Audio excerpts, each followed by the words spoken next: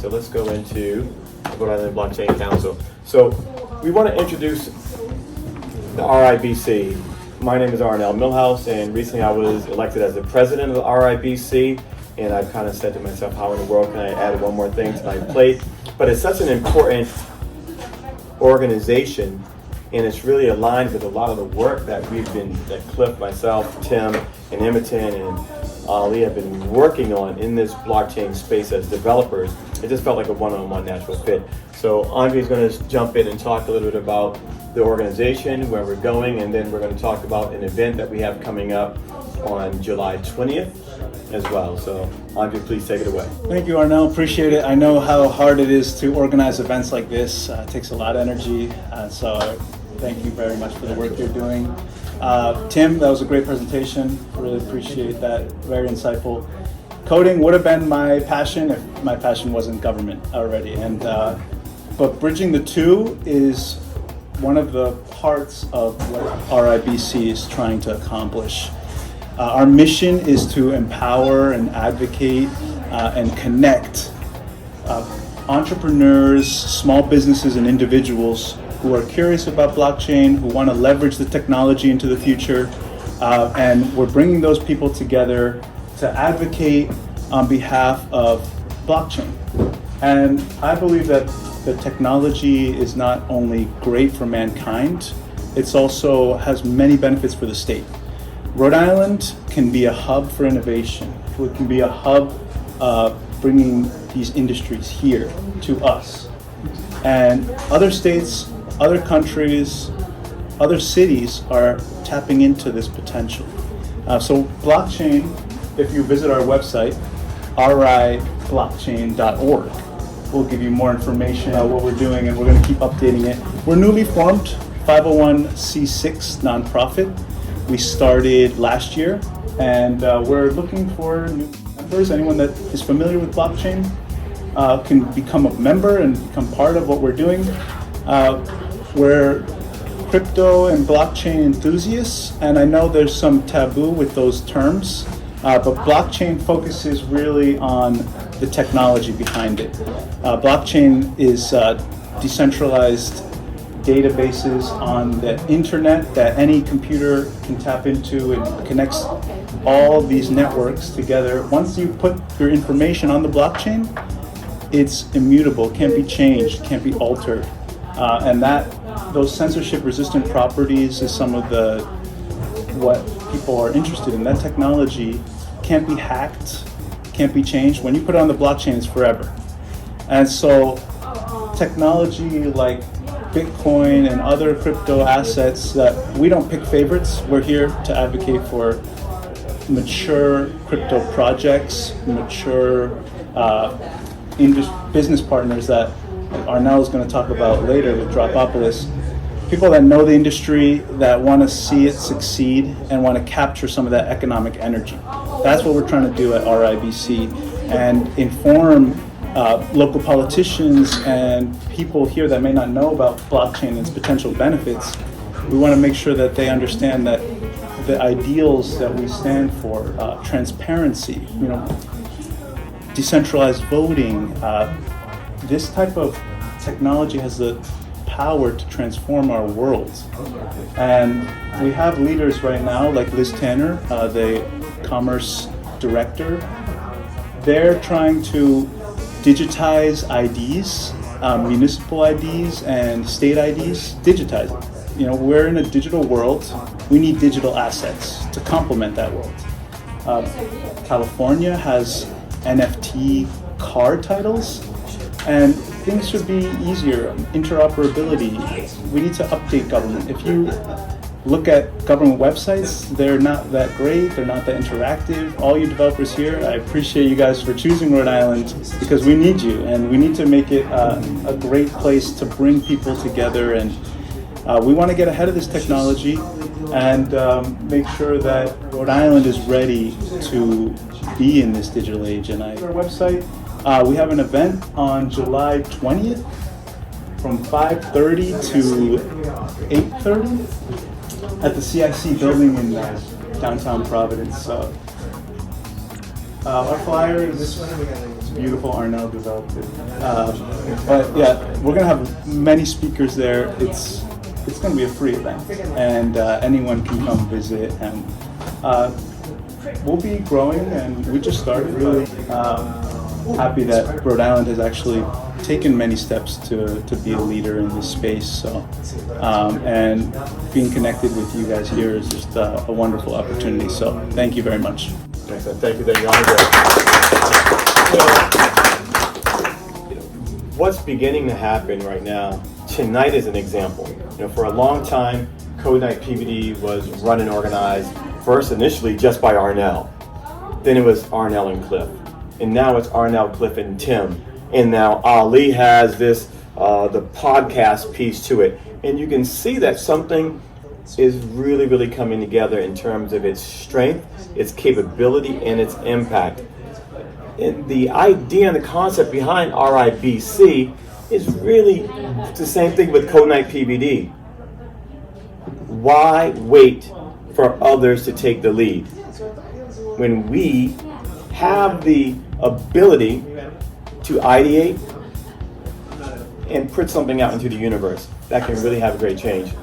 So with RIBC, I was talking to Stephanie, we've had several conversations about how can we, as developers, sit down with the library and ideate and say, what type of blockchain solution could really provide a competitive advantage that their customers and users of the library would absolutely fall in love with, and saying, wow, this is a solution that is 1,000 times better than anything that has existed. So my idea was that we sit down and not start coding, but we put together a study and we analyze how things are currently done in the library. We interview customers and we see what they like and what they don't like, what can be improved, and see if blockchain could be a solution for that. And if we have that peanut butter and chocolate epiphany, right, then we create it and we have this transformative opportunity. But this event, we have a series of great speakers coming up next month on July 20th at CIC. It's going to be massive. It's going to be a really, really great event. And then in October, we have a super massive event that we're doing with the RIBC. So the call is for developers like yourselves to come on board. Liz Tanner, as Andre mentioned, they're going to a digital ID using blockchain, right? And it's happening now. They already put out an RFP that's been closed. The winning company or companies will be selected very soon to create Rhode Island's digital ID system. Really, really great.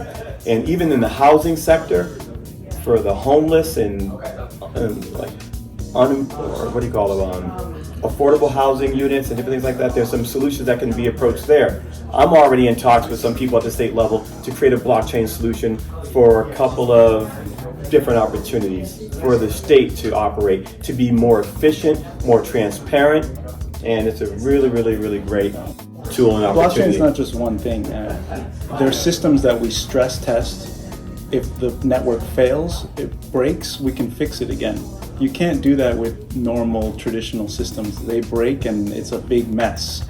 With blockchain, we can constantly update it, constantly evolve our understanding, and apply it to so many different things. Blockchain, Bitcoin is just one type, one use case. Ethereum is another use case. They have multiple applications built on it. It's not just a currency. It's so many. It falls into so many buckets, and we need to figure out how we can adopt the technology, because what it's mainly used for is securing data and securing information in this age where things get hacked and data is manipulated and we can't trust what we're seeing with our own eyes. The blockchain, you can verify it and you can't change it once it's embedded. And that is extremely valuable in this age. And decentralized ownership, where right now you have Facebook, Instagram, Snapchat, and all these other organizations. They take your data, they own your data. In this decentralized era, I believe that you will have your ownership of data. Yes. Don't you think it's a little bit of a double-edged sword, though? I like what you bring up, though. It is a double-edged sword. The technology can be And I used- love double-edged swords. I've made all my money on double-edged swords. So It can be, the technology I've can be gotten some arms cut off, leveraged. but It can be leveraged for bad purposes, and it could also be leveraged to change the world. Like nuclear power can be a nuclear reactor that clean energy delivered, or it can be catastrophic. So our organization is there to make sure that the good prevails. The good aspects of blockchain are used the right way, and that's why organizations like RIBC are important. pendulums always go like this, right? It always goes either here or there. When the car was first introduced, people were walking around with buckets of pitch and tar, pouring them on cars and destroying cars, and there were all kinds of things people. So every new technology is akin to some type of sorcery and magic that people fear. But then, over time, there are. Two quick topics again. Everyone will agree that the internet also is a double-edged sword. There's definitely a lot of bad things that happen on the internet. A lot of people use them wrong. We have discussions all the time about the effect on children, with social media being a double-edged sword, media being a double-edged sword. Everything can be used negatively. Your example with nuclear was great, actually. Yeah, good and bad and everything. With the insurance things with the bank versus crypto, the reason your bank insures you though is you also pay a service fee. Then you pay them for that insurance. It's not free. It's not guaranteed by the bank because they have to. You pay a monthly service fee to the bank, and you can also give them the right to loan out your money. So they benefit from you, so it's in their best interest to also insure you. So like Arnell said, you're going to see those show up on the blockchain as well. Companies that say, hey, with a fee, with a certain fee through gas or something, or whatever you want, however they want to facilitate it, will insure your transactions. But right now in crypto, you're paying the gas fees and you have no insurance. And Well, blockchain is about giving people choices. If you want to, There was no car insurance in the beginning of the car industry.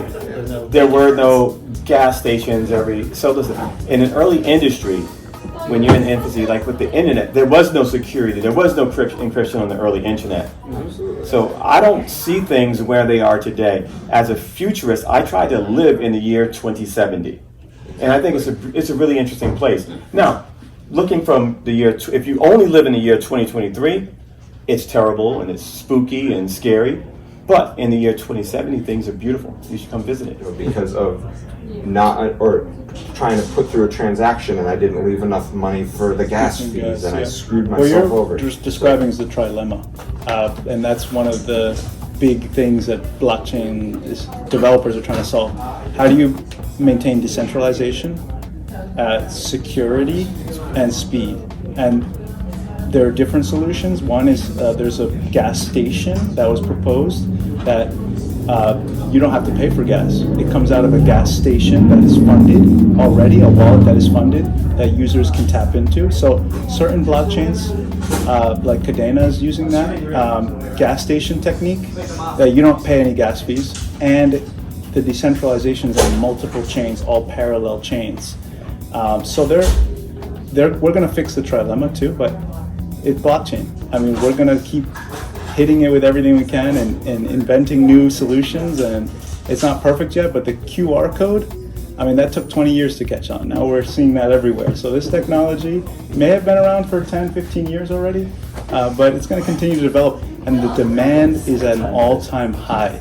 You're seeing verifiable data of new wallet addresses created every single day, new holders every single day. So we have to tap into that demand, because the demand is through the roof, and the people make the asset class valuable. So awesome. Thank you. All right. Audrey, thank you very, very much. Thank you.